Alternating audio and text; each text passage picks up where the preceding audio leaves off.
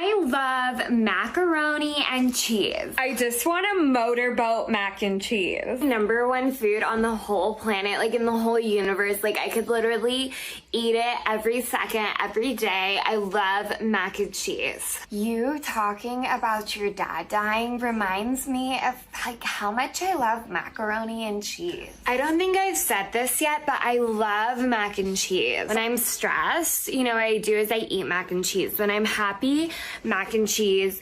Mad, mac and cheese. Angry, nervous, excited, mac and cheese. It's my favorite!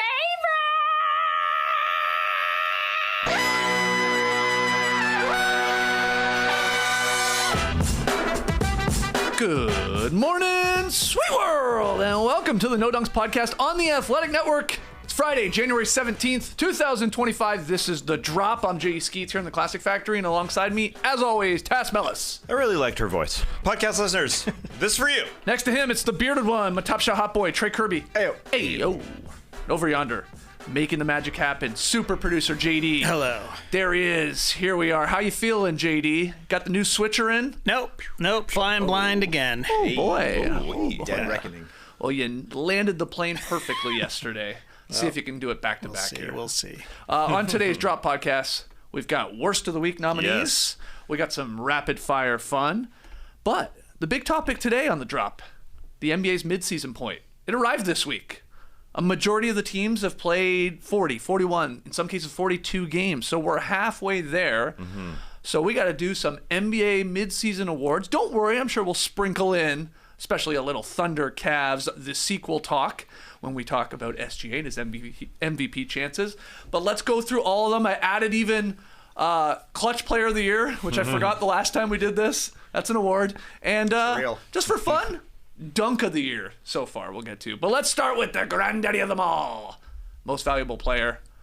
Who you going with, Tass? Make your case. And again, I'll make this clear off the top here. This is MVP right now. I don't think this is projecting to who's going to win the thing. It should that's be not fun. Who you'd write down for these awards at the halfway point. So what do you got? Yeah, we're going to talk about it in a few weeks again. Exactly. We're going to pick it then, right? But I'm picking Shai Gilgeous-Alexander right now. Okay. Winning matters in the NBA. They're going to win 69, 70 games, I imagine. That's where they are right now. Whoa, you really believe that? Yeah, well, what are they going to slow down? Nah, this team ain't slowing down. They're on pace for probably 70, where they sit right now.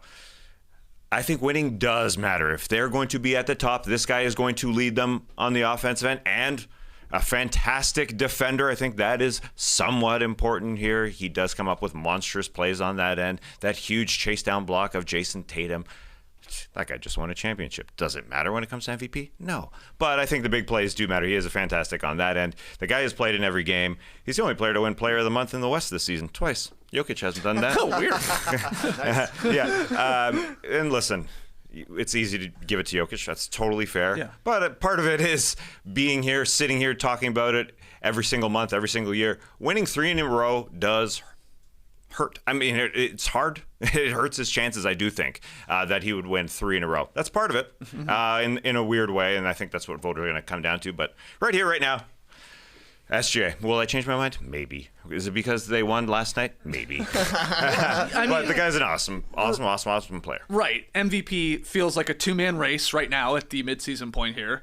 There's no wrong answer. Like, I feel like on Monday you could have SGA as your MVP, and then on Wednesday you could have Jokic, and by the end of the week you're back to SGA. There isn't. You can make a case for both of them. Where are you leaning right now, TK? Are you going, with the dominant record of OKC and the stats and the two-way play and the leadership from SGA, or Jokic, who's won MVPs and is only leveled up statistically wise, has his team, still in the mix there as a top 4 team in the West? Where do you lick? It's tough, man, because Jokic is easily still the best player in the league. Shai's having an incredible season. He is my leader for MVP right now, but he's not as good as Jokic is. Now, that's pretty amazing to say. Jokic is 3rd in the league in scoring, 3rd in rebounding, 2nd in assists. He's shooting 47% from three-point right now. I don't really care about the on-off stats for either of these guys because the Nuggets, of course they suck when Jokic goes to the bench. Who are they supposed to play? Literally, it's DeAndre Jordan. On the flip side, though, SGA is playing on a really good team, but they fall off offensively when he goes to the bench. So I think it is between SGA and Jokic. I'm going SGA right now. Because he's got a better narrative. His team is better. I don't actually think winning matters. It hasn't lately. The Nuggets were a 3 seed last year. Jokic won an MVP when he was a 6 seed. So if you're the best player, you should win MVP, but that's not usually how it goes. That's totally true. I do think it matters this year if they get to 70. If they get to 68, 69, which projected they will get to, I think that matters. When it comes to the voter, they'll just see that and say, wow, 70 wins. That's only been done twice in NBA history. And then they potentially do it. I mean, both of those teams had an MVP. Yeah. So, that's where I'm leaning. I guess the Chet Holmgren thing with him absent doesn't matter. But in a way, when it all comes down to picking hairs, it may matter. The fact that he's a great defender on the best defense in the NBA without Chet Holmgren right now for such a long period of time, who was arguably their best defender for a long period of time. So I think that will matter when we're starting to get into the nitty-gritty. Yeah, I mean, buckle up here, because we have the two narratives, really, that we generally have when it comes to MVP. Oh, he's the best guy on the best team. That's SGA. By a landslide, and they might flirt. Well, very easily we'll probably get to 65 plus wins and could be like 10 wins clear of the Nuggets. So there's that case. But then there's but what about the word valuable? Take Jokic off the floor, take Jokic off that team. Are the Nuggets even a play-in team? So we get into that whole debate. And then, on top of it, okay, the guy's already the reigning MVP, and he's only gotten better. He's averaging career highs in points, assists, and minutes. He's flirting with the triple-double average once again. He's, like you said, Trey, shooting 47% from 3. He's only gotten better. And so it's just which one you want to lean with? I mean, there's no wrong answer, but right now, the team's 34-6, and maybe because they got their revenge last night, SGA going for 40 in 29 minutes against the Cavs, in my guarantee, for a guy that sucks at picking games, I guaranteed that one. I would lean towards him right now. But it's not like a done deal. Remember the Tim Bontemps straw poll, which I guess was done right before Christmas. That was Jokic leading the way. I think, more like 50 plus first place votes to more of a 25 for SGA. I wonder if that'd be flipped right now if Timmy Bontemps sent the text out right this second. Yeah, people get caught in the moment. Absolutely. They were switching their votes from Shea to Giannis because Giannis won in the Cup game. Giannis, he's third, man. And you would probably, if you're drafting these 3 guys, you'd probably take him second ahead of SGA, I think. Would you? Interesting. Drafting, we're making just any team. If you're just listing, if you're listing the 3 best players in the league, you're probably at least for me, I would go Jokic, Giannis, SGA. Yeah, that's fair. Yeah, it's about their history about winning when you're drafting. That's for sure. SGA hasn't done it further than a second round. So when you're drafting a team, that's part of it. There's no doubt. Yeah, I'm with you. It only gets hard after 3 when you're looking at the MVP ballot. Really, I mean, it's hard between 1 and 2. It is hard. But Giannis is right there, and then it's some guys. What'd you think of the ass kicking by the Thunder last night? Again, getting that revenge against Cleveland. They were locked in. Yeah. They took it personally that they lost to the Cavs in Cleveland, so they came out and played awesome defense. The run they went on at the end of the first quarter was ridiculous because it was like a half-bench lineup, playing a guy, Brandon Carlson, out there, looking like he should be playing in a rock and jock basketball game. Him and Max Strus wearing the big headband with the long flowing hair. We haven't seen 2 guys like that on the court since the late 90s. There's no way that happens. It's like Josh McRoberts was carrying the torch for a while of the thick headband, long flow. But the Thunder looked scary, the way they were able to force the Cavs into so many turnovers, the way they looked completely out of it offensively. The Cavs have been the best offensive team in the league this year, and it seems like they always get good shots. They couldn't score for 5 straight minutes in the first quarter. Very impressive from OKC. Yeah, Brandon Carlson had me thinking we're watching a YMCA game, sort of like when I've watched the Warriors and see Pat Spencer. I mean, throw those 2 on the floor together with Max Strus. I mean, you are throwing together some teams that you think you're just playing ball against, and then you see these guys come out there. And he obviously was big at deferring shots. The Cavs got a little caught up into it and rushing some shots. Kevin Mobley missed a 1-footer. Darius Garland gave away a ball at the top. Max Strus, we know Max Strus does this from time to time, steps on a sideline or just travels. There were so many turnovers in that first quarter. And obviously OKC was pressuring them. And if OKC continues to win like this and they go deep into the playoffs, they will likely be hosting anybody when it comes to the playoffs in the Western Conference for sure. And it looks like I'm projecting here, but it looks like they'll have the best record in the NBA as well, especially getting Chet back and Isaiah Hartenstein back. So I say that because it was a tough place to play for the Cavs, and I do think this is. I say that Shea hasn't been deep into the playoffs. A lot of these Cavs haven't either, and I think that was part of it yesterday. That environment was tough. Yeah. Crazy to see Donovan Mitchell back in the torture chamber again, too. And then Dort giving them points on the other end as well. And missing some clunkers. I didn't mention Mitchell. He missed was 3 of 15, some 8 gimmies points. at the rim. Yeah, but, I mean, that's back-to-back games now where Dort has completely shut him off. Yes, he missed some, but still, that's a lot of credit to Dort and the Thunder defense and how they go about taking away the best player. And then, Jared Allen, Evan Mobley, just non-factors in this one, despite the Thunder missing their 2 bigs. Obviously going with the other Jalen Williams as their big. So impressive win, and got, their revenge. The sequel's rarely as good as the original, right? So we sort of knew that heading in. Yeah, this was Moana too. Big disappointment. Damn. Yeah. Totally forgettable. Oh, really? That bad? Yeah. Shit. Yeah. Even, I was are the there. little coconut guys back? The coconnuts are maybe the best part. The Kakamora. Wow, they're great in this one. They're the minions of the Moana world. Yeah, I'm with you. Yeah, I probably won't remember it. You're totally right. I'll remember number 1. Of course. Instant All-time classic. A lot of yeah. Okay.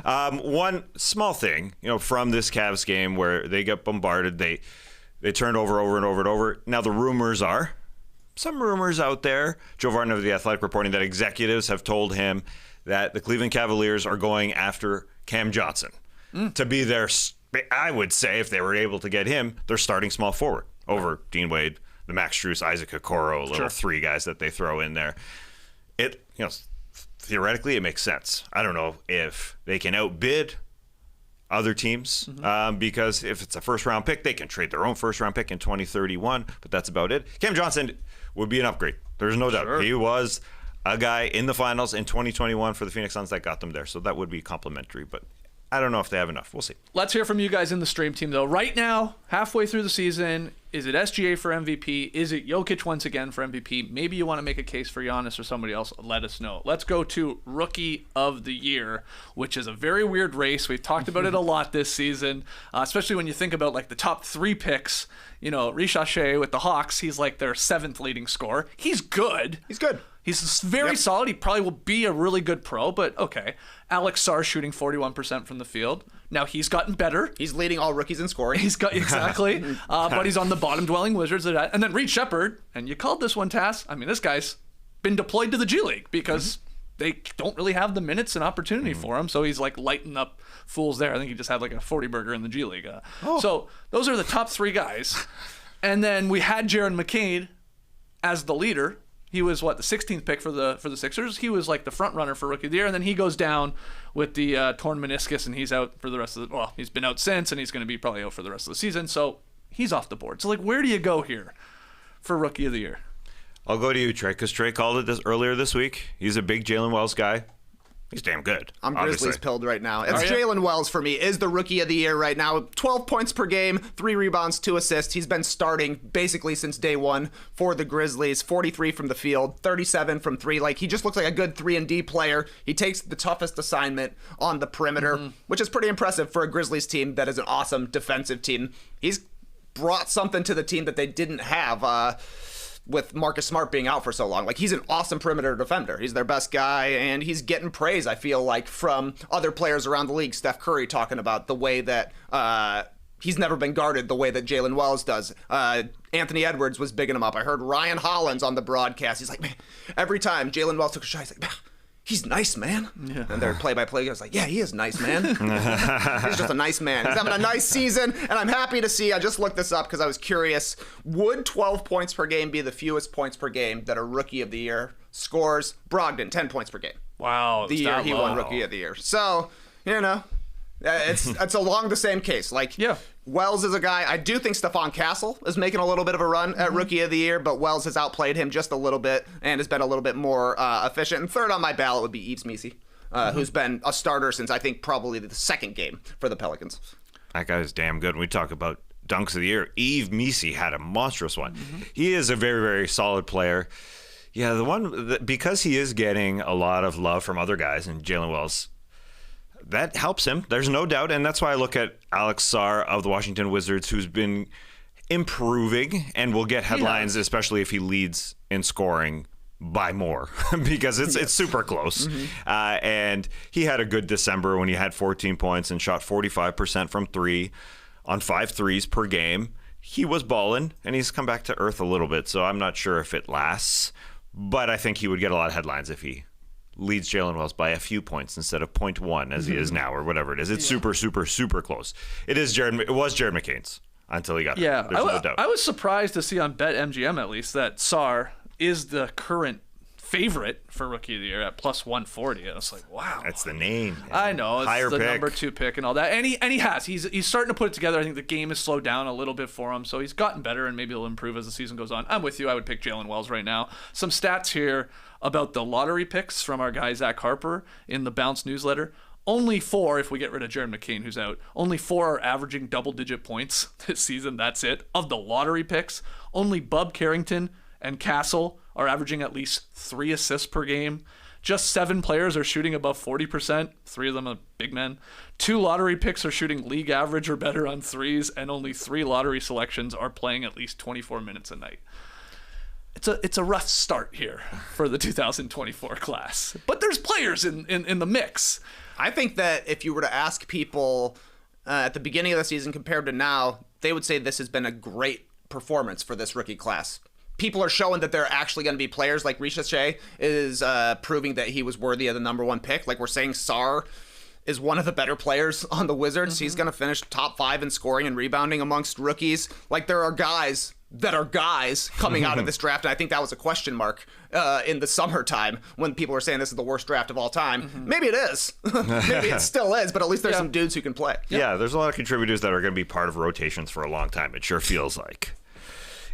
Even the young guys like Sarr, who's freaking 19, or Ricochet, who's 19, who says he was watching movies to learn English, and he's learning it a lot better here in Atlanta. I say that because these guys are developing, and they're kids. They're both 19-year-old kids, those top 2.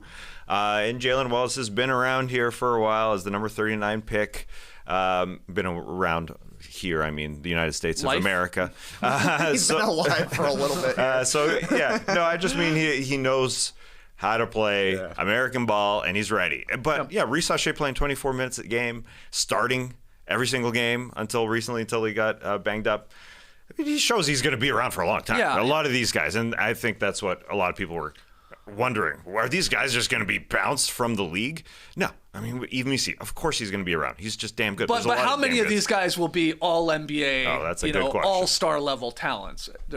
Who knows? Of course, it's impossible to say, but it doesn't feel like there's going to be, there's not locks where you're like, that guy, guaranteed, will be a 10-time all-NBA player or whatever. It's like, we'll get some all-stars. Sure. Yeah, and I think that if you were to ask people in July, they would say 0 all-stars. Yeah. But now you look at them like, Castle can be an all-star at some point in his career, especially playing next to Wemby. Like, they'll be a good team at some point, and they'll probably get more than 1 all-star. Maybe he's the second guy there. I think Sarr has all-star potential. Yeah. Ricochet has all-star potential, and of course, Montes Buzelis as well with the Chicago Bulls, the new Andre Kirilenko. Last guy I'll throw into the mix, I do think Zach Edey is still has a chance to win Rookie of the Year. 100%. But he's like half the minutes of the top 3 candidates right now. So if he's able to stay on the court second half of the season, he'll make a run. Yep. All right, let's hear from you guys. Rookie of the Year. Let's move to Defensive Player of the Year. And before I get your picks for this, I wanted to get your take on something Jalen Williams, J-Dub of the Thunder, recently said on a podcast. He pitched the idea of creating 2 Defensive Player of the Year awards. One for perimeter defensive players, and then one for generally the big guys, interior defensive players, aka I guess the Wemby Award. He later then suggested that the league expand to 3 all-defensive teams. He's like, we do it for all NBA. Why don't we do it on the other side of the ball? What do you think specifically about the perimeter and then interior, sort of split that into 2 awards? Do you like that concept or no? I got 2 thoughts for that. Okay. First, Jalen Williams, getting quotes from somebody on podcasts. Awesome. That means that good podcasts are being made. That's my first thought. My second thought is, yes, it's a great idea. I thought looking at all these candidates, it's hard to give it to a perimeter guy. There's no doubt about it. There's other things that are hard about it. It's hard to give it to a guy that's middle of the pack in terms of defensive rating. His team, like a middle of the pack defensive team. I think that's hard as well. You're talking about Wembanyama, of course. Yeah, sure. No, but lots of guys. Dyson Daniels is also he's on the 20th best team in the NBA defensively. And you see the stat going around about Wemby. When he goes to the bench, the Spurs defense stinks. Sure. When he's out there, it's like top 3. Yeah. Well, I didn't see that one. Yeah. Maybe I'm reading and listening to the wrong podcast. But he was, top 6 I saw. But either way, I like the perimeter one. It's hard to give it to a perimeter player, and that's why you see it so infrequently. And Marcus Smarts is almost ridiculed that it should have been given to somebody else on Boston. So I'm with it. I'm with the perimeter, and it's just impossible even to get into the nitty gritty of numbers with defense. It doesn't mean as much. So I do think Dyson Daniels, and Thompson, those perimeter guys, they should be awarded. Would you pick Wembanyama as your defensive player of the year halfway through, though, despite the Spurs, I guess, ranking 13th in defensive efficiency? I would. Okay. I would, I think a lot of people will and would. What do you think about Jalen Williams' idea, and who do you have for your DPOY? I think they should do it, and I think they will do it, because Wembanyama is going to break the record for defensive player of the years by the time he's 25 years old. There's no debate now about who could be defensive player of the year. It's Wemby, by far, and he's going to win it until he's hurt. Or until he's old. Yeah. So they'll probably do it so we can give some other awards, because right now you look at the all-defensive team last year, Bam, Anthony Davis, Rudy Gobert, Wemby, and Herb Jones. Literally one perimeter player got on there. It just is set up for it to be a big man award. So it always goes to big men, and then there's one guy who stands ahead of all those guys. Like, there's Wemby as a defender, and then there's everybody else in the league who might have a chance. Mm-hmm.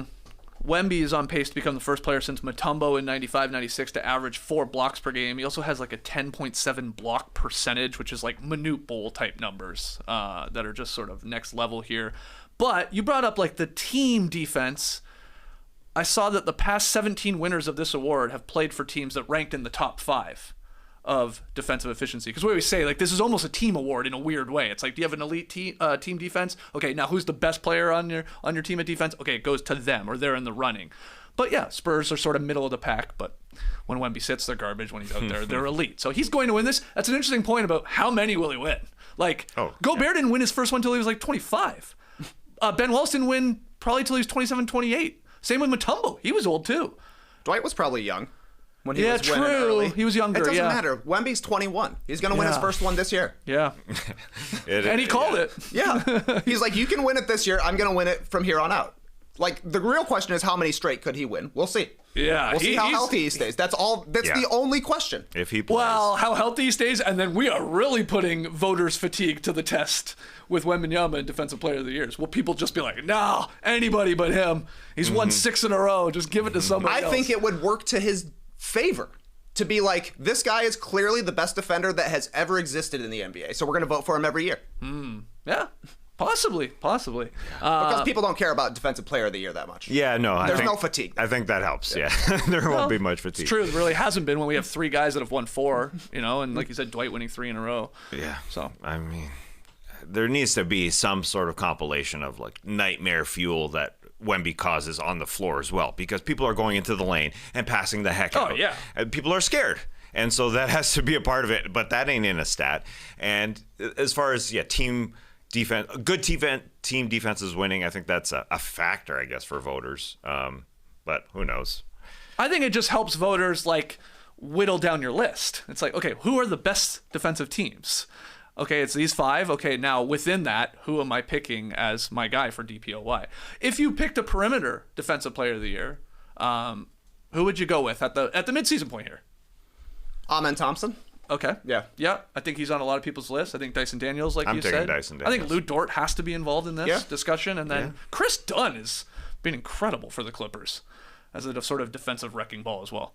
The advanced numbers love Chris Dunn defensively. I would have Mobley, number 2, on the ballot. Okay. He's not a perimeter guy, No. but I would have him on the list for sure. Yeah, it is good. Yeah, you mentioned Chris Dunn. I think Ivica Zubac deserves some recognition because that Clippers defense is freaking awesome, and he's a big part of it. They're 3rd in the league. But as far as defensive numbers go, Amen Thompson is loved.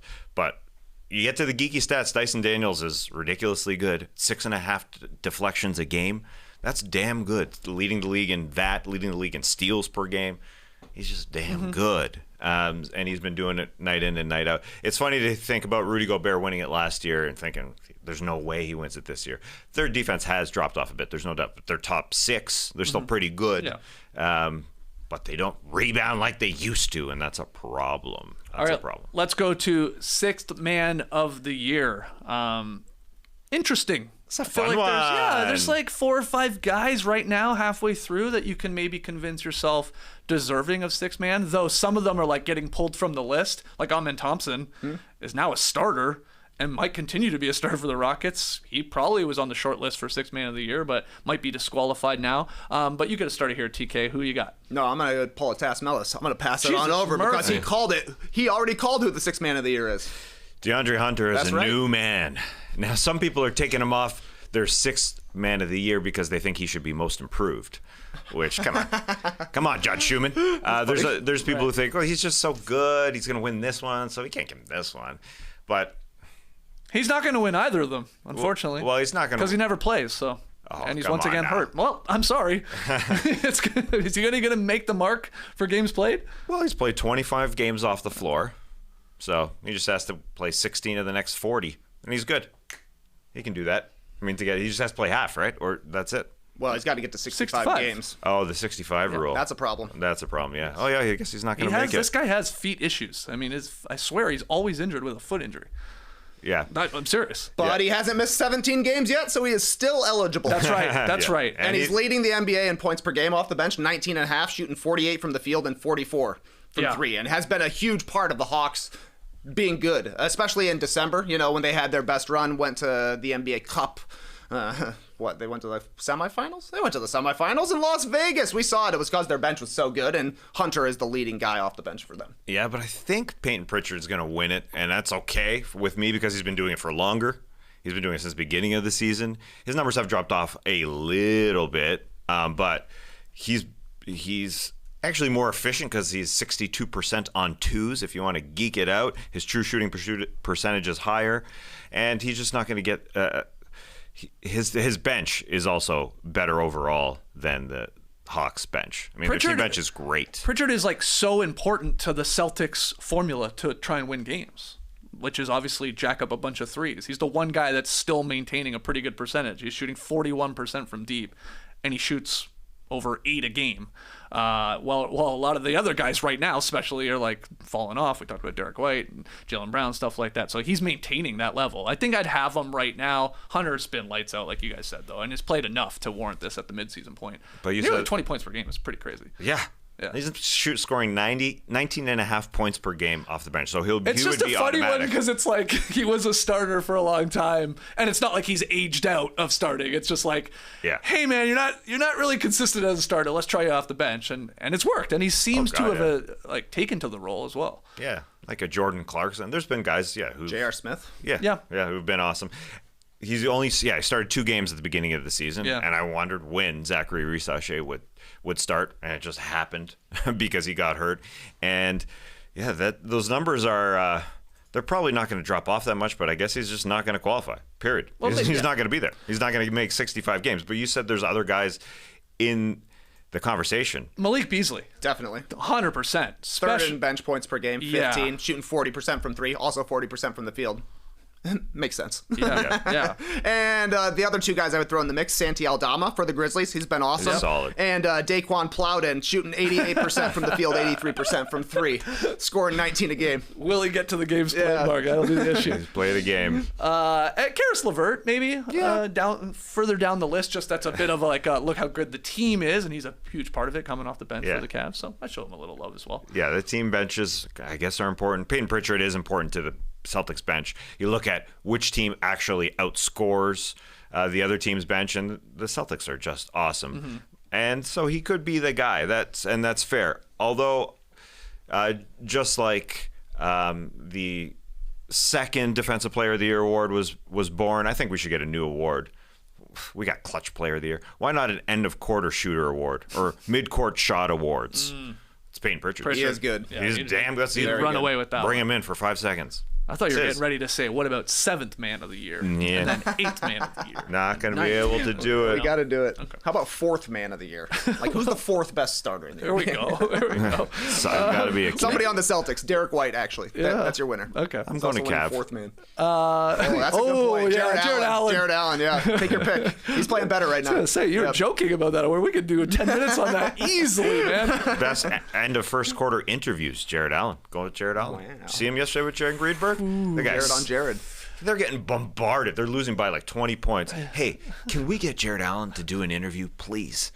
Yeah, sure, no problem. Yeah. Oh, man. What kind of guy steps up and does that? A professional. That's a pro, yeah, right Yeah, there. he's- Okay, so a lot of votes for Hunter. I'll go Pritchard right now, mid-season point. Okay, most improved player. I will ask you guys who wants to start this. I will not spin Right here, to buddy. Right here, buddy. All right, Trey Kirby, All right, most Jeff's gonna start it, improved. man. I know you know who it is. It's Tyler Hero. Tyler Hero, most improved player, career highs in points, rebounds, assists, all percentages, and all advanced stats. He's got better numbers this year than Steph Curry and Damian Lillard. He's going to be an all-star, so this is another reason he should win it. You make your first all-star game, you're probably going to win most improved player. If it was the year 2007, 2007, Norm Powell would be your guy. Yeah. Back when it was about players improving, not just like taking a leap and becoming great. Norm Powell scoring 24 per game, plus 10 points per game compared to last season when he was coming off the bench. He's really helped the Clippers as well keep afloat while Kawhi Leonard was out, but he's at a career high points per game at 31 years old. And my third on the ballot, Evan Mobley, who is the similar case to Tyler Hero. He's probably been a top 20 player this year and just looks so much better offensively specifically. How are you approaching this award? Because Trey just gave you the two options. Is it the way it has gone recently, where a good player, dare I say even a great player sometimes, goes to like all-star, all-NBA level, whatever, or back to those 2000s where Norm, the true spirit of the award, man, has this guy just been lights out. He's shooting 49% from the field, 45% from three on over 8 3-point attempts per game, and he's 83% at the line. You go more towards him. Yeah, just because of the narrative right now, I think that story is just a little more fun to go with. Year 10 here, 24 points per game, way higher than his career high coming into this season, 45% from three. Also his career high. True shooting percentage is freaking good. But I kind of go with the guy who's going to make the All-Star team. I think that's important. And Norm Powell, he's dark horse. They're 5th in the West. They deserve an all-star. I don't think we're going to see an all-star from the LA Clippers if it ain't Norm Powell. It ain't going to be James Harden. It ain't going to be Kawhi. It's going to be Zubac. No. Nah. I don't think we're going to see one. I just like, when it comes to the end of the year, I mean, Hero's going to be on all-star, so it's probably going to go to him. Cade Cunningham deserves some recognition as well. He could easily win this thing too. I think he's an all-star. Jalen Johnson could have been an all-star if he stuck around and was healthy, but that's not going to happen. And that's that.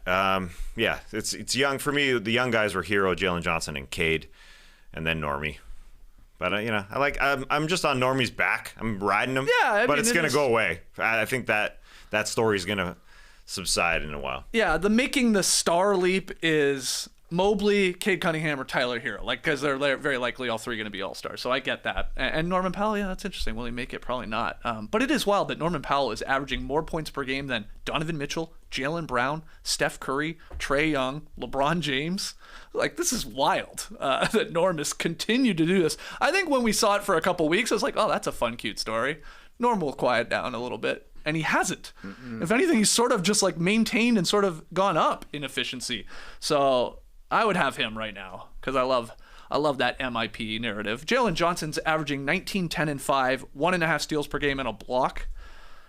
Those are crazy numbers. Apparently those are numbers only Garnett has ever done, Weber, Barkley, maybe Larry Bird, and then DeMarcus Cousins.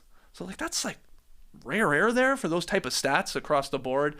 He's a little injured right now, so maybe that hurts his chances for the All-Star game and for getting this, but I will go Norm for MIP. And just to throw one in there, he's kind of like DeAndre Hunter because he could be in 2 awards. Dyson Daniels could be most improved along with best defensive player. But I think we should create a new award for him. The people have now heard of him award, because he was playing for a couple of years in New Orleans. Nobody knew about him. He was playing backup, and now he hasn't improved all that much. He's just playing more. I mean, he's a very good player, period. So DD deserves a little love, but he's probably not going to win any award. The more I think about Hero, it makes sense because he's like increased his volume, maintained his efficiency, which has only actually gone up as well, and he's really become the focal point of every team's defensive game plan. With no Jimmy there now, it's like try and stop Tyler Hero, and you have a pretty good chance to maybe beat the Heat. But he's maintained these high-scoring games and numbers and efficiency, so that's a good case for him as well. All right, a few more. Coach of the Year, Tass, I'm throwing to you, man. Oh, no, I hate this one. I'm kidding. There's so many guys, though. There's so many guys. I'd go with Jamal Mosley in Orlando, because if I'm the opposing coach, like I'm the guy watching the TV, I just would hate to play this team. And I hate the idea of trying to come up with a game plan to beat this defense, who is just so freaking good. And, they're up there in the Eastern Conference standings, despite Paolo Banchero playing only 20% of their games. He has them to play every single game. But I could give it easily to so many guys, Atkinson, Udoka, Bickerstaff, I think Ty Lue we just talked about. Taylor Jenkins would be up there for me, though, as well, top two. I mean, he's got Morant playing the fewest minutes of his career by far, 28 minutes per game. He's got two rookies starting. Yeah, and he's got guys that are going to come join the rotation. Vince Williams hasn't played. He's going to be part of the rotation. Gigi Jackson is going to be around. I don't know if he's going to be part of this rotation. It's so good. He plays 11 guys. No one even close to 30 minutes per game. He says, Jaren Jackson Jr., I know you want defense play there. John Morant, I know you want to be a superstar after that injury-filled year, but you got to sit. And he's helping them. They're on pace to win 52 games. So he's done a great job. Lots of great coaches. But you'd go Mosley. Yeah, I think so. This is tough, man. This is a very tough one. Trey, who are you going with? Kung Fu Kenny. Okay. Kung Fu Kenny Atkinson, because to me his imprint is clearest. The Cavs were 18th in offense last year, and it looked like the only way they're going to be able to figure out how to play offense is if they get one of their big guys out of there. That was the only way they were able to score last year. 4 shooters, 1 big. This year, they're first in offense, and it's because Jared Allen and Evan Mobley have figured out how to play together. Kenny Atkinson has gotten the best out of Darius Garland. He's gotten the best out of Donovan Mitchell. They're on pace for 70 wins, if you want to call it that, as well.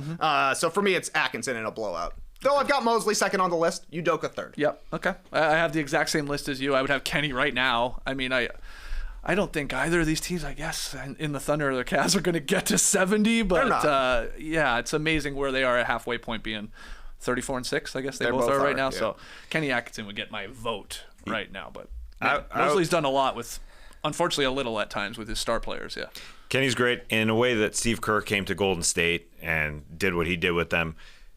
The thing I could see the voters saying and just waiting for another year to give it to Kenny for some reason, because Steve Kerr didn't win it the year he got there, and they won 67 games the year he got there. So there's that. I mean, does it really matter to voters anymore? I don't know. But Steve Kerr did the exact same thing. I mean, he changed the offense. Steph, don't bring the freaking ball up, or if you do, pass it and run. So I think that's emblematic. It's so similar. Do voters still vote the same when it comes to Coach of the Year? Who won Coach of the Year in 2015? There's no way anybody remembers this. No. I did on not. The basketball reference page. I have it here in front of me. If you want to take a guess, I mean, can we get it? I guess. All right, let me just look at the records. So you said Kerr wins 67 games with the Warriors, but doesn't get it. Yeah. Mike Budenholzer. That's the one. Yeah. Hawks won 60 games. Oh, okay, that's that year. Yeah. That's also a Kenny Atkinson case. Very similar. They were fine the year before, and then they exploded offensively and won 60 games. Yeah. Kenny Atkinson might have been a bench coach for the Hawks at that point. I don't know. Interesting. Clutch Player of the Year. Award that's been around for a few years now. Who do you have, Trey? Who's leading right now? Clutch Player of the Year, huh? I'm going with Nikola Jokic. This is hard to figure out, though. So you go to NBA.com/stats. You look at the clutch stats. He's second in clutch scoring this year behind Tyrese Maxey. Jokic shooting 54% from the field in clutch situations, 50% from 3 with a 2-to-1 assist-to-turnover ratio. Plus his team is 10-7 in 17 clutch games. Sure. Yeah. I, too, took this to NBA.com/stats and was looking at that and see, whoa, Torrey Craig is leading in clutch minutes because he's only played one game. He doesn't qualify yet. Paolo Banchero could get there. He's actually second in terms of guys scoring, 7 points in clutch minutes, but he hasn't played enough to qualify. So that's why it's Maxey and then Jokic. Although the guy's last name that I don't remember, you said him last week when he plays for Brooklyn, Tosan Awoma. Yeah, that's how you say his name. He's up there. What a year. He's been having a great year. He's only played one game. There's lots. They do have a filter button. Yeah. But, yeah, who qualifies? Actually, one of my worst of the week candidates that I didn't include. Have you seen Brooklyn? Woma reminded me of this. Have you seen in Brooklyn, they kind of have like a penalty box for their players. They sit in the second row I saw when they're people playing. there, yeah. That's crazy. That is weird. They had Bojan Bogdanovic not playing, Ben Simmons not playing, sitting in the first they were all in row, the front and row. everybody else go to the second row. That's weird. Very strange looking. What about Darius Garland for clutch player of the year? Sure. Cavs are 14-2 in clutch games, so that's the best record there in the league, and he's been amazing. Schumann with the stat that he was 19 for 29 from the field, an assist to turnover ratio of 10-1 in clutch play. Good on you, Garland. He's a plus 62 as well. I think he leads everybody just in terms of plus minus in clutch play. So I would probably go Garland. Wouldn't be upset with Jokic. Funny award, the more I think about it. You know, it's... Garland probably scores like 3 points a game in clutch minutes. Who cares? I know it. Who cares when you get into the stats? I know, and that's why this is actually sort of stupid. It's a little silly, especially when it's like, well, okay, I guess we'll just fire up NBA.com/stats and just sort of see who's dominating. Now, the flip side of it, I can't recall too many game winners this year, right? Like, multiple game winners by the same guy. Hasn't happened, I don't think, so far yet. At least not buzzer beaters. If you got a basketball reference, you can check the all-time buzzer beaters. Clutch shot of the year, Trae Young from 43 feet. Okay. Ooh, baby. Okay. That was a nice shot. But yeah, it's sort of just silly. I don't know. But I also, why would I care if somebody gets a vase? Yeah, as long as Victor Solomon is getting more work, I'm happy. Yeah. Yeah, like the guys who won, they deserve it, though. You know? It's nice for Steph to win and Fox to win it. You know? So if it was guys who didn't deserve it, then you'd say, oh, okay, that stinks. That's a weird award. It stinks. Why would you give it to that guy? But they were really good. But it is stats based. Yeah. I think that's what it's going to come down It's a bit to. of both. All right, final one here. Dunk of the year. Who has so far the dunk of the year to you? Now, will you be using dunk score? That is what I need to know. I know Trey Kirby won't. Oh, he hates that John Collins. I'll tell you what I like about dunk score. Okay. It's a good way to remember dunks. It is. Right? It is. Even if you don't agree with the scoring of it, you're like, wow, here's a literal database of dunks. Yep. They're sorted in a way that at least surfaces the top ones. You might not think number one is number one, and it ain't. It ain't John Collins. It ain't the dunk of the year. Okay. Come on. No dunk way. of the year is John Wemby. Well, It is. It is. Good luck to anybody beating that dunk. It will count if you do beat it. So I'm going to give John Morant the dunk of the year regardless for the baseline reverse. When he went, I forget who it was against, but he went baseline. Basically did a Vince Carter, up, down, finished it behind the, with his head facing the other way. That was an awesome dunk as well. Yeah. Both of these came after Ja said, I'm not dunking anymore. yeah, I know. Maybe he just said that so that people wouldn't jump with him. Wow. NBA conspiracy. There you I like it. Oh, I like it a lot. All right. Yeah, and he had the other great one where it was just picturesque, that alley-oop where he got so high and he was cocked back. There's nobody around, but it's just picture perfect, and that's why Moran has the best compilation, that's for sure. Mm-hmm. Who are you going with, though? Whoa. I found this one actually hard. I found this one, the need to not go to stats, obviously. Dunk score stats, are you kidding me? No, just to see the compilation of the best ones. And I think this is where compilations are benefiting from today and from now, are just the ones that are put together that are so much better, even than a few years ago, I'd say. They're just good compilations. I went through them. There's a ton. I mean, yes, John Morant, his dunk that didn't happen on Wemby was good. But Kobe White dunked on Wemby. Mm-hmm. That was freaking awesome. Yes, he did. DeAndre Hunter, time ticking down in a game. He lined up a dunk on Wemby with 5 seconds left. Nobody talks about that one. They won't talk about that one. But it was straight at Wemby, and then he looked at him, he stared him down. I think that was an incredible dunk. But there's so many. Even Misi, I mentioned earlier, a spin and then punched it right in Zach Edey's face. That was a freaking great one. Wemby threw it off the board to himself versus the Hawks. Cade threw one to Sar Thompson off the glass. That was good. LeBron's left-hand dunk around Lively was cool. Good. I think Kuminga had a different type of dunk where he was able to just fight through. It was Max Christie and then dunk on Christie and Rui Hachimura. And that was cool. Keontae George dunked on Jalen Duren. That was cool. Christian Brown dunked on Rudy Gobert. That was early, cool. But big. Jalen Green dunked on Luke Cornett. That was freaking awesome. His best one is on Cade Cunningham, I think, on a fast break. I think it's maybe number 2 in dunk score right now. Oh, is it? Yeah, it is. He flies on that one. That guy soars when he takes flight, man. It looks awesome. Yeah, he was early. It looked like he was going to have dunk of the year, and then that changed quick. I feel like he's going for it right now. He had that game against the Grizzlies where he was just trying to dunk on Edey the entire night. He missed 2 of them, got fouled on both of them, but he's got a chance to do a Ja Morant sort of crazy cockback on a big guy as well. Mm-hmm. Yeah, his are picturesque.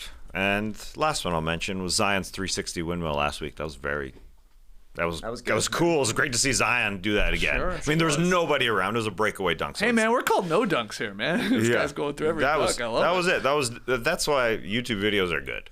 I mean, you trying to watch a 4-minute clutch moments of a basketball game. Did you see the headlines of the last 2:30 of the Warriors Rockets game? Here it is. That ain't watching a basketball game.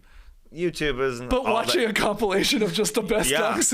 Yeah. Do you want to see the best? What are you talking about? I'm saying YouTube ain't useful, I don't think, for really enjoying a basketball game. Okay. Well, enjoying a game is better than watching a 4-minute YouTube video. That's all I got to say about that. But the compilation of dunks is useful. That's all I got to say. So true. Yeah. I mean, it's useful. It is useful. Thanks, YouTube. I'll tell you what's not useful, though. The NBA releasing a video. It was about a month ago now. The top dunks of the 24-25 NBA season, part 1. Sounds useful, right? Okay. Not when it's an hour long. Whoa. Come on. Yeah. Come on. There's literally pick some. You're showing us basically every dunk. Part 1, I said. Part 1 of every dunk in the NBA. Yeah, but call it that then. Yeah. Call it every dunk, not top dunks. Yeah, they do some crazy stuff on the NBA YouTube. Too long. Like hour-plus long videos. You're like every wild ending from November. Yeah, I know. I can't do it, man. I can't do it. One you didn't say that I would put into the running here. Damn. It was I don't think you did. I know. You did say a lot. I might have missed it. Anthony Edwards he's got a couple actually. He had a big one against the Kings. He did. Yeah, body sort of got out of the way. They made some business decisions on that one wisely. But the one on Anthony Black recently was pretty huge. Anthony on Anthony. Now Black, he cowered. He was laughing while the dunk was happening, but it was a massive dunk from Anthony Edwards, who I also, like Jalen Green, I just love how they look. And Ja Morant, those 3 especially. They just look badass when they dunk on guys. They do. They have the power. They float. They obviously have the hop. So let's hear from you. Dunk of the year. Are you using dunk score or not? I love that we still talk about it. I love that we're called no dunks, and we talk about dunk score more than anyone. It's too perfect. All right, those are the awards. Let's hear your picks, guys, but let's get to worst of the week. Ladies and gentlemen, the worst of the week. First nominee this week is a courtside fan getting hit right in the face by a Jordan Poole pass. Jordan Poole throws it. It is deflected by Jaden McDaniels. It goes courtside. There is a fan walking past, but he sees that ball coming, so he matrixes it. He leans back real quick, and it goes directly into the face of a fan who's looking at somewhere else. His glasses fly off his face. Yeah. And actually, Jim Peterson, who was calling the game for the Timberwolves, said his glasses turned into contacts. They broke. Yeah. I mean, they did break. They just shattered. I don't think I noticed that. Yeah. This guy's laughing. Yeah.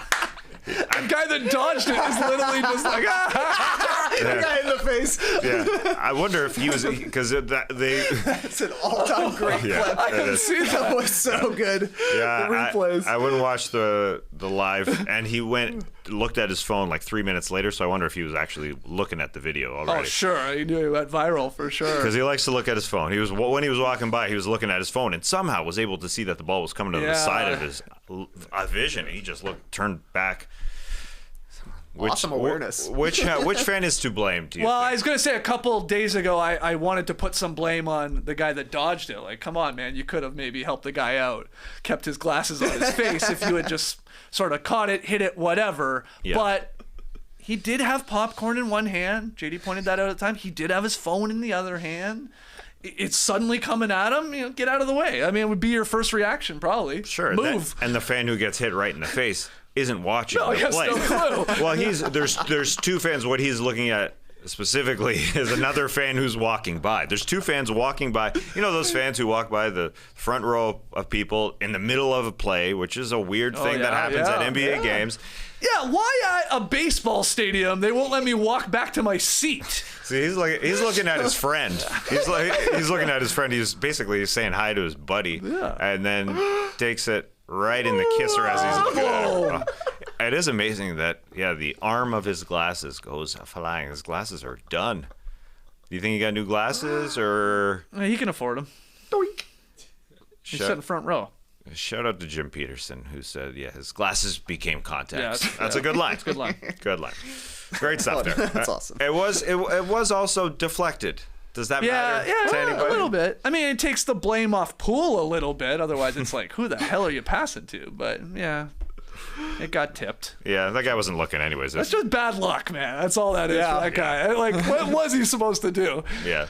Like, because, like, we've seen people get hit in the face before, and they're, like, on their phone at the game. It's like, maybe keep your head up, right? But the guy was getting blocked, and he was talking to somebody. Well, he was looking at the fans that were coming and walking in front of him, and you can blame that idea. So the ushers for allowing those fans during play to go back to their seats. Okay. That happens in so many arenas, and the idea is basically, wow, these guys give us lots of money. They can walk whenever they want. I think that's the premise. Yeah. It's so true. They wouldn't let us get back to our seats at a baseball game. They wouldn't let us get back to our seats at my high school basketball. That's what I'm saying. Wait till the timeout. Yeah, it's like, what why? Nothing's gonna happen. I still do that. I will sit and stare, waiting until a break in play. Yeah, I'll do it. A baseball, respect. A foul ball, maybe I'll run It's a respectful it. thing to do to generally the people around you, right? So you're not blocking them. Yeah, I guess. I mean, I guess that's what I'm doing. I guess I'm being. quick. Yeah. No, there isn't.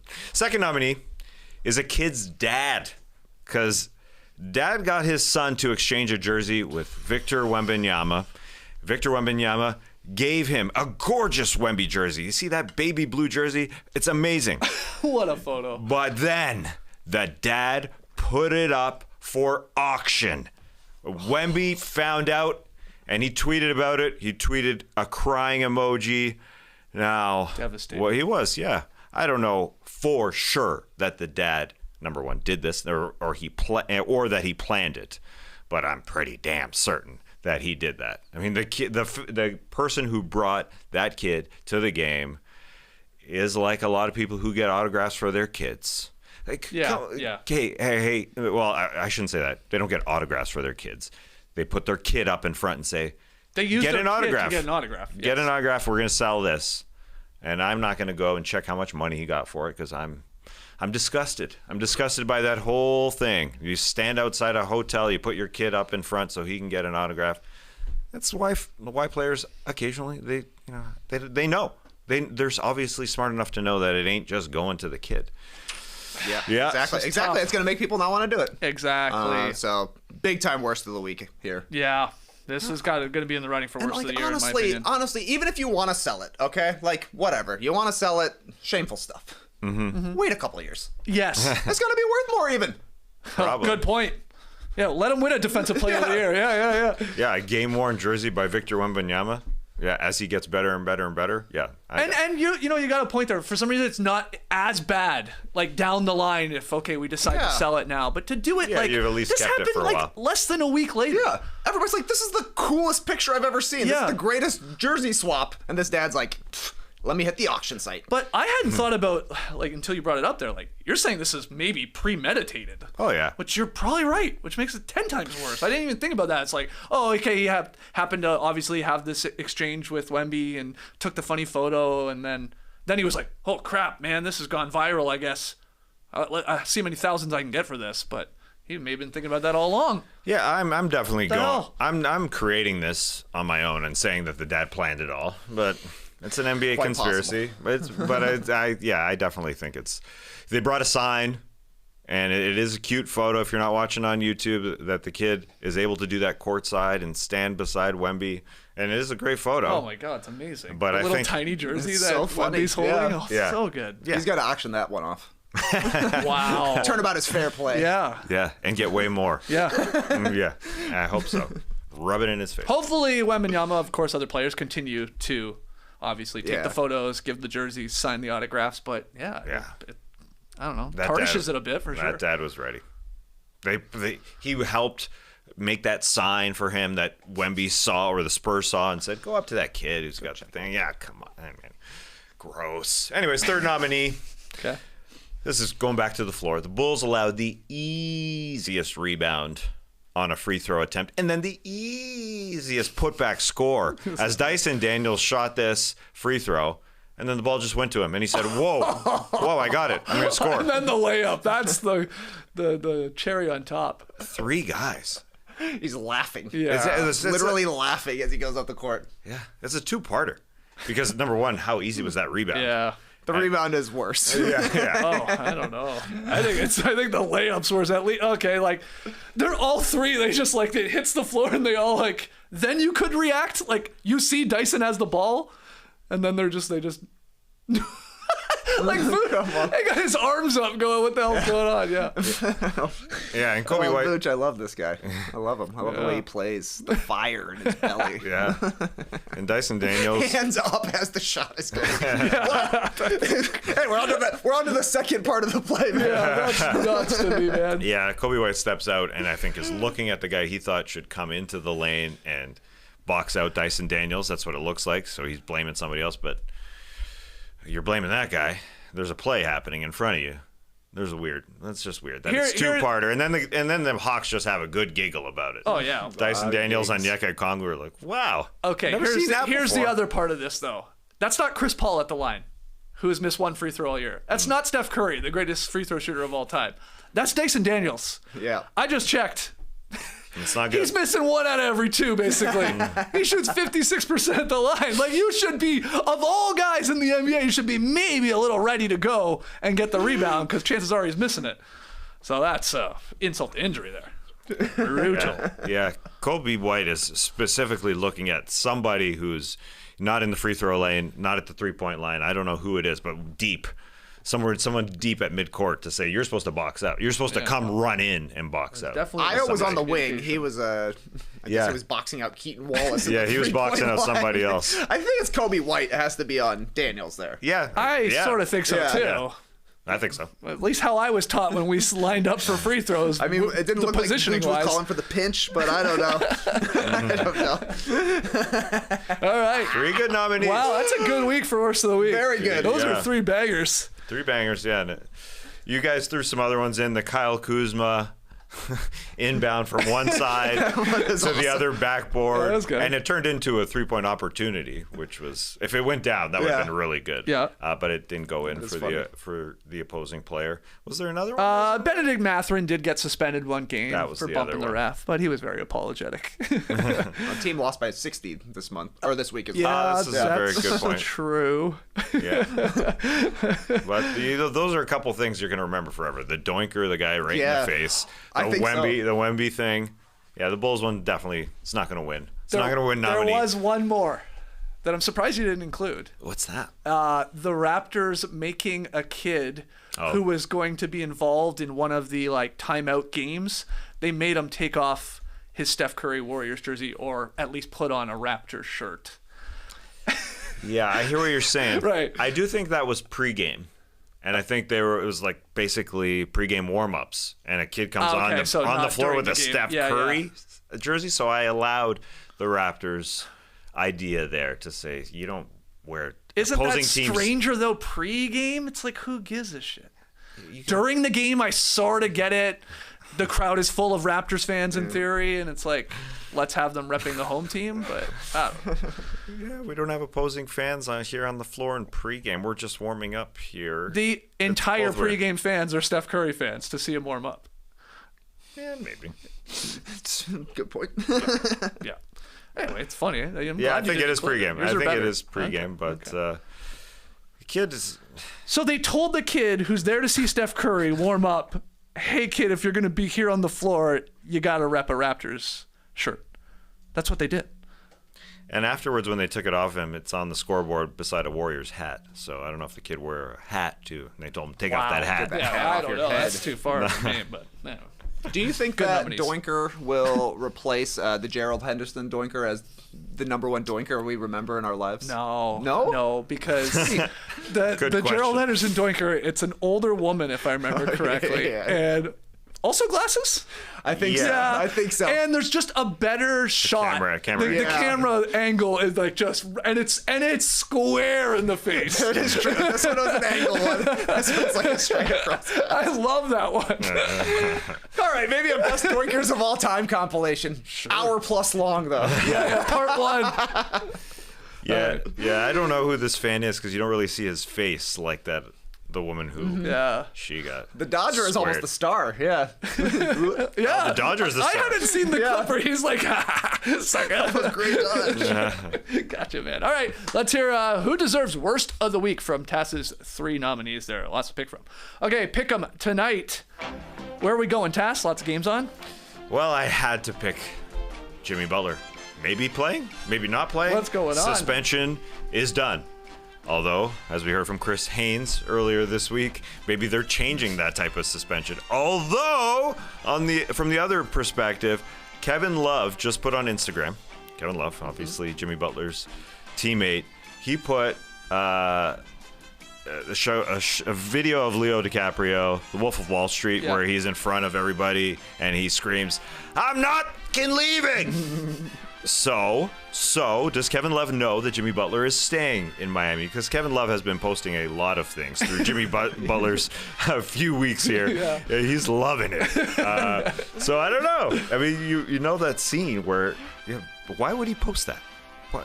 And the caption, Jimmy after his meeting with Mickey Arison, owner of the team. He sure seems like he's playing tonight. Doesn't he have he's got some sort of hashtag get my joy back joke at the end of it as well? Oh my God. Yeah, good call. Things ended up good for Leonardo DiCaprio at the end of that movie, if I'm not mistaken, right? Oh, yeah. So him not leaving was good for that company. So, anyways, to get back to the game, the Miami Heat are hosting the Denver Nuggets. The Heat are only favored by 1.5, so basically, pick me up. How is this the line? I'm baffled. This is why I'm taking Miami, by the way, and you guys are taking everyone else is on Denver. Because the line's odd? I'm like, this is perplexing to me. Like, we don't know the Jimmy Butler factor, or maybe they do. I mean, is Jokic playing? I know he's sort of been hit or miss here. It's like the Heat have just got back from a long road trip. There's that. I don't know. So I'm like, what do they know that we don't know? That's why I'm taking Miami. I'm telling you. Friday night at home, too. You know, I love that. Yeah, I'm checking the status. I think he's just questionable right now. Okay. Elbow. Okay. Probable for Murray. And questionable for Gordon. Okay. I mean, I guess they do have a lot of question marks. Literal questionable marks. But you never know. 5-game road trip, first game back for the Miami Heat. It's always tough to come home. Tough sledding. Not with Jimmy fresh, though. No, yeah, that's true. He didn't go. They should do that. They should do that. the whole arena, pounding the chest, get it going.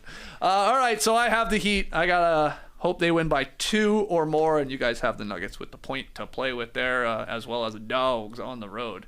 How about that guarantee last night, though? Damn good about that. I don't think Isaiah Joe lit it up, but oh well.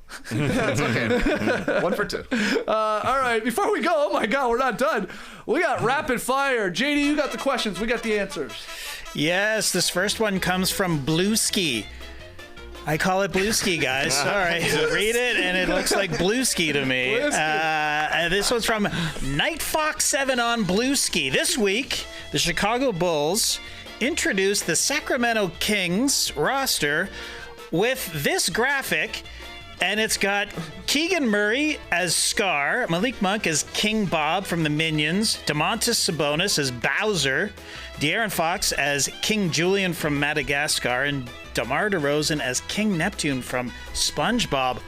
all the lamest kings, guys. God. I'm sorry to say it, but it's true. Guys, what fictional king are you? Skeets. This was a tough question, Yes. man. But I'm going with King Ralph, the 1991 American comedy featuring John Goodman. Yeah. Okay? And the only reason why is if you remember that movie, he was a fired American lounge singer who then becomes the king of the UK because an electrical accident wipes out the British royal family. Like, they're all gone, and then, you know, through the lineage find out, like, that he's related somehow, so he'll take over. But at the end of the movie, as the credits roll, Ralph and his wife perform Duke of Earl. I always love that song. Duke of Earl. Wow. Duke. So that's the only reason I want to be King Ralph. That's the plot to King Ralph. I've never seen it. Yeah. That's not good. John Not Goodman's good. awesome. But John Goodman's great. awesome. Yeah. So King Ralph is my answer. Great stuff. Great answer. Sassy. I got to look up King Ralph. I didn't even realize that movie existed. I'm going with another movie. It's far more recent. Lucius from Gladiator 2. Now, I don't know if he becomes king. I don't know it because I've only watched half. I'm midway through, so don't spoil the ending. Sure feels like Lucius is going to become king. Okay. So TBD We'll for leave me. it there. We'll leave it there. You don't Love want to it. be those twin kings? The twin Oh, emperors? yeah. Those guys are crazy. You be one, I can be one. Those are hilarious. Those guys are funny. Yeah, I didn't realize that one guy was in. Oh God. One of these emperors? One of the emperors, yes, was in. Oh, God, I'm drawing a blank. I know. Lotus. The White Yes, Lotus. the White Lotus. Yes, He's he the was. kid. Yes. Yeah, I didn't realize it, but yeah, those guys they're too good. They look like they remind me of the Winklevoss twins for some reason. But anyway, Awesome. well, hold on. Quick question before we move on. Bowser is a king. Why is he a king? Yeah, great question. King of I the didn't castle. know. He I does guess have a he is castle, in yeah. the castle, Yeah. and yeah, so he's a king. Bit of a despot. You called him a lame king? I mean, Bowser. I would have Bowser and Scar as the top two kings that we saw. yeah. I think Scar, he's just misunderstood. Well, he did murder for his the, brother. Bad for the realm. Did murder his brother, Yeah. but that's what kings do. Yeah, you're right. Kings. You're right. Not King Ralph. No. He didn't kill No, anybody. he just sings. What a weird story. Trey, what fictional king would you be? I'm an animated king. I'm King Triton from The Little Mermaid. Good one. Lives in the water, big old beard, and has daughters. Right. Too. I think it's me. Yeah. You love the basically pool. it. I do love the pool. I was talking about this with Laura. She's like, he's so controlling, though. He never wants the kids to leave home. I was like, well, you're right. I'm not going to be like that. You're not that. Get out of here. Good, King Triton. Well, there's a fine line between controlling and protective. That's true. He would say I'm protective, for sure. Yeah. She grew legs. Yeah. You don't want that if you're a mermaid king, you know. That's For your the last daughter. thing you want. That's the last thing you want. Okay, next one. According to Basketball Reference, I guess, I don't know. This is a tweet that was put in the No, Slack. it is. It is? Okay, Yeah. okay. Victor Wembanyama has a new nickname. It's Hector Banana Bread. That's right. Any idea why? He must love banana bread. Anyways, if you had to give yourself a food-related nickname, what would it be? Taco Tray Kirby, you're exempt from this one. So Skeets. Wow, he doesn't have to answer He doesn't that have far. to. Well, we know he's going to say taco, right? The reason for Hector Banana Bread, it's someone on Reddit, a girlfriend of a guy, was trying to figure out an NBA player. She wanted to get a particular jersey for her boyfriend, but she couldn't remember the player's name. And then so she had all these, like, I think he's this, and I think he does this, and then I think his name sounds like Hector Banana Bread or something like that. That's sort of where it came from. And Okay, sure. everybody figured out it was Victor Wembanyama. It's a real biscuits and gravy. Gravis Vasquez, who just had a birthday yesterday, I think. Real Great biscuits, Dad's Quest. All right, That's Skeets, fine. what's I your call that. food-related nickname? Food-related nickname. Call me Sweet Baby J. I love Sweet Baby Ray's. Yeah. I'm almost Zuckerberg-like about it. That's good. So, yeah, Sweet Baby J. E. You have to yeah. pause. Baby J. He Skeets. Yeah. I love it. Yeah. Sweet baby rice. Great sauce. It's a great sauce. Passy. My name is Tassus Molasses because I love molasses. And actually, my man Ryan Sutton calls me this sometimes. Anyways, I love a ginger molasses cookie. I love a snickerdoodle. It gets some molasses in there. And I love a black strap molasses cocktail. Wow. Which is few and far between. Yeah. I don't think I've ever had one. Yeah, they're dying. They're dying off. And every time I make it for somebody, they say, "Oh, this is disgusting." It's bitter. It's bitter, that's for sure. Yeah. Tass's molasses isn't what we gotta call Tass when like we're trying to leave somewhere and he's lingering behind. Yeah. And we go like, come on, let's go. Yeah. Slow like molasses. Slow like molasses. Sure. That's good. We're gonna go with that. I like that. He's being a real Tass's molasses right now. It was like JD and I when we wouldn't leave the White House. We were the last ones to leave the White House. That was a long hour and 20 minutes. We wanted the most of it. We did. We got our money's worth on that one. Yep. Trey, I assume you're sticking with taco, right? I mean, Yeah, but if I changed it, it would be beef roll. really? Yeah, it's a delicacy served in Sandwich, Illinois, at a place called Brothers, home of the beef roll. And I've just seen the success of that guy, Jelly Roll. I don't know what he does. yeah. He sings, but... He sings, yeah. Yeah, he sings. He's got songs. I don't know what they are. He performs at every event. Yeah, he does. So he works hard, that guy. He works hard. Yeah. He's in a lot of commercials. But I'm a beef man, so I'm a beef roll. Our friend Jared saw him at one of those TNT activations. He was the performer, as you would imagine, and he won Jared over. He's He good. said he's amazing. Yeah. Incredible stage presence. Like was really good with the crowd. Did a bunch of covers as well as his own music. So, Jelly Roll. Cool. I'm going to cover his songs as beef roll. Okay, I like it. Nice. Okay, last one. Yep. This week, a camera operator fell down in front of Nikola Jokic, and I've never seen him so delighted. Here's a little taste of it. Down she goes. He sees it. She's fine, and he can't handle it.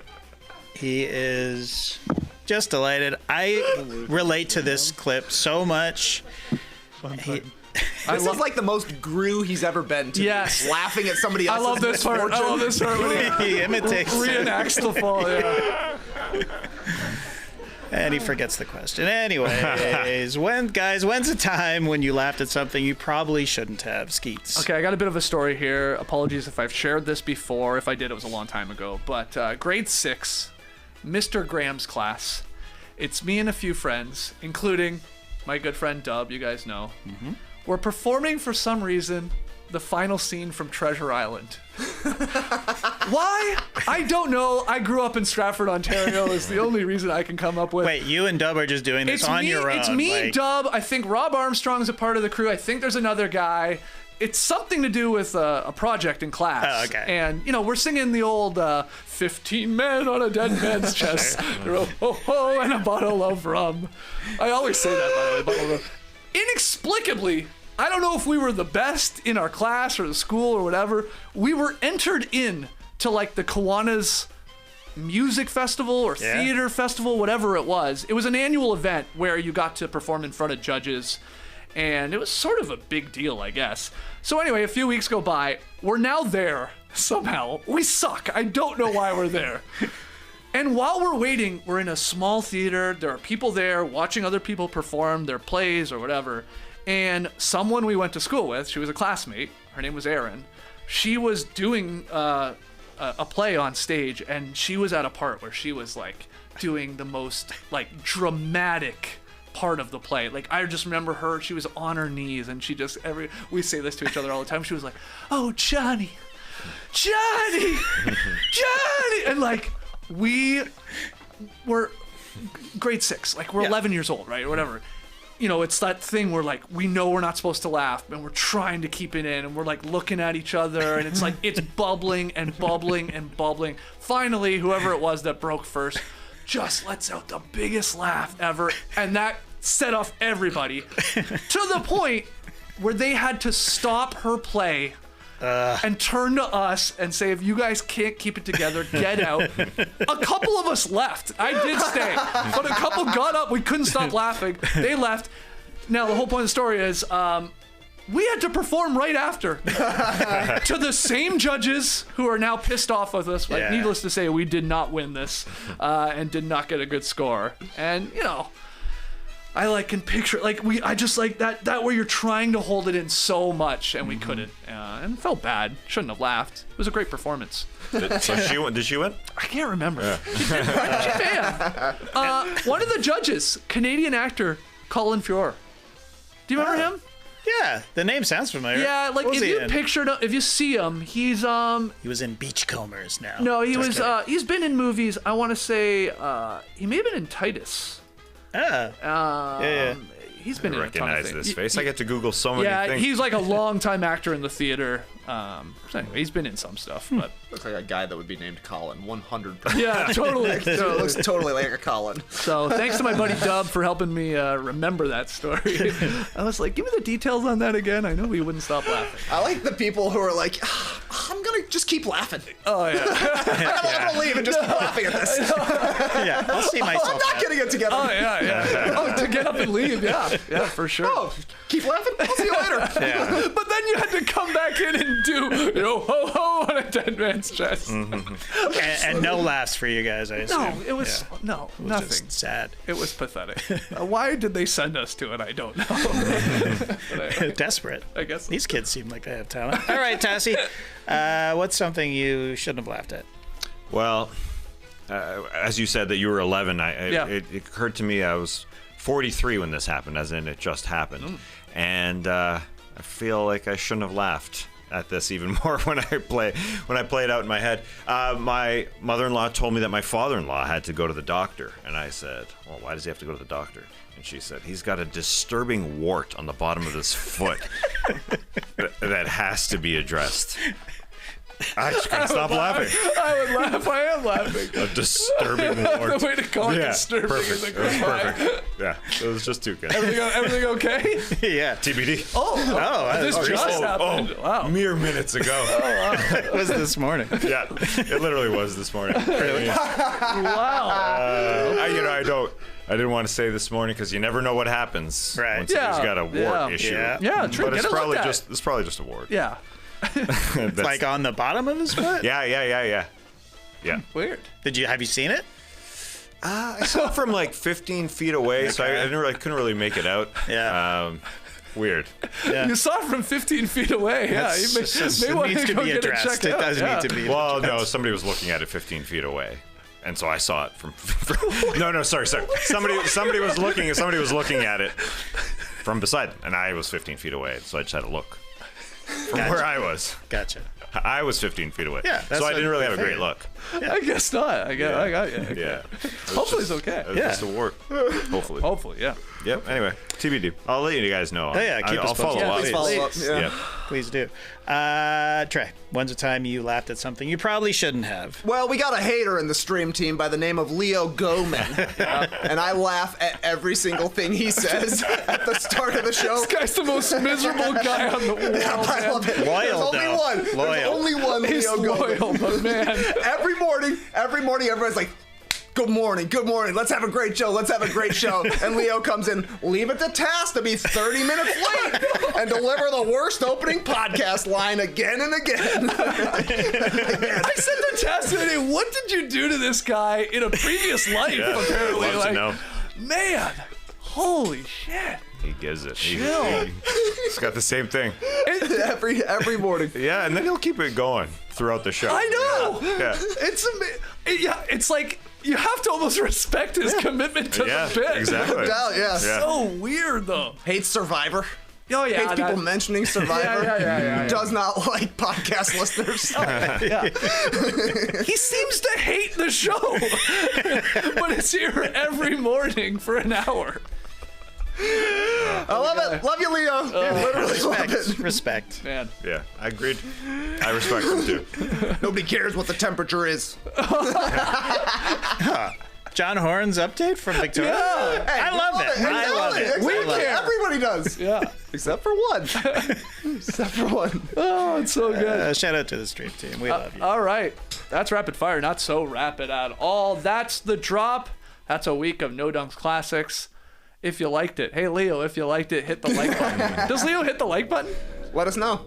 I mean, I assume he's subscribed. He's Hates here when every people day. ask to like a podcast. Yeah. Hates that. Leo, do you ever listen to the podcast? Go leave us a 5-star rating and review. Appreciate that. Thanks, everybody, for joining us all week long. So, no show on Monday.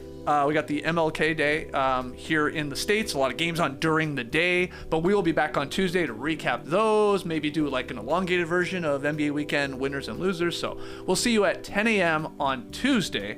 Otherwise, everybody have a great weekend. Stay safe. Enjoy yourself. Clipper Bros. You heard it here first. Have a great time. Turn up. Love you guys. Awesome. Thanks for joining us. And remember, Leo, you keep going, man. I don't have a good pun. That was great. That was great. That was solid. Yeah. I thought you were going to call Leo a disturbing ward. Yeah. Maybe he's got an issue that he's dealing with. So every day he comes on and says, God, I got to deal with Just that. vents. And I got to deal with this other guy talking about podcasts off the top of this show. This ain't a podcast. Embrace the day, people.